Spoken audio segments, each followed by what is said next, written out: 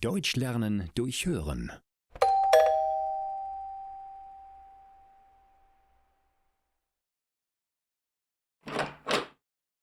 Lena, ja hallo, was machst du denn hier?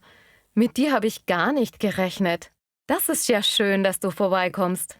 Hallo Mathilda, ja, das war eine spontane Idee. Ich war eben beim Edeka nebenan und erinnerte mich daran, dass du ja gerade erst hierher umgezogen bist. Da wollte ich einen kurzen Überraschungsbesuch machen. Ich hoffe, du hast etwas Zeit.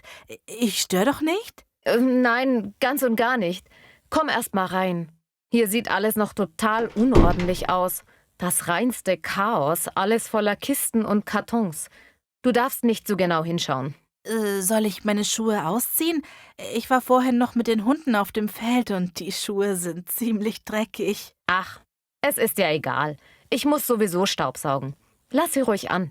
Komm einfach rein und schau dich um. Hier geht es ins Wohnzimmer. Das ist schon mit dem Laminat fertig. Oha, das sieht ja richtig gemütlich aus. Und es ist nicht so dunkel wie dein vorheriges. Jetzt kannst du endlich auch Blumen ins Zimmer stellen. Ja, es ist viel heller und fast doppelt so groß wie das alte. Außerdem habe ich jetzt auch einen Balkon. Da kann ich auch noch Blumen hinstellen. Und einen Tisch mit Stuhl. Das reinste Paradies. Hier ist die Küche. Sie ist etwas kleiner als die alte. Aber dafür habe ich Einbauschränke und einen modernen Herd. Da hinten kommt man ins Schlafzimmer.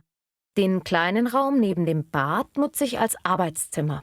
Super schöne Wohnung. Da hast du dich wirklich verbessert. Aber die ist bestimmt viel teurer als die alte Wohnung. Allerdings, sie kostet um einiges mehr. Aber das ist mir der Luxus wert. Man muss sich in seiner Wohnung ja wohlfühlen und hier gefällt es mir richtig gut. Außerdem brauche ich hier das Auto nicht mehr. Dadurch spare ich viel Geld. Das gleicht sich dann wieder aus. Möchtest du einen Kaffee mit mir trinken? Auf dem Balkon? Ja, gerne.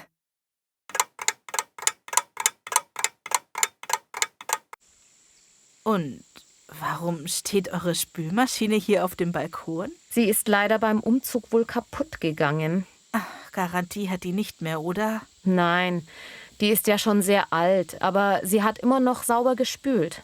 Jetzt funktioniert sie leider gar nicht mehr. Oh je, dann braucht ihr eine neue Spülmaschine.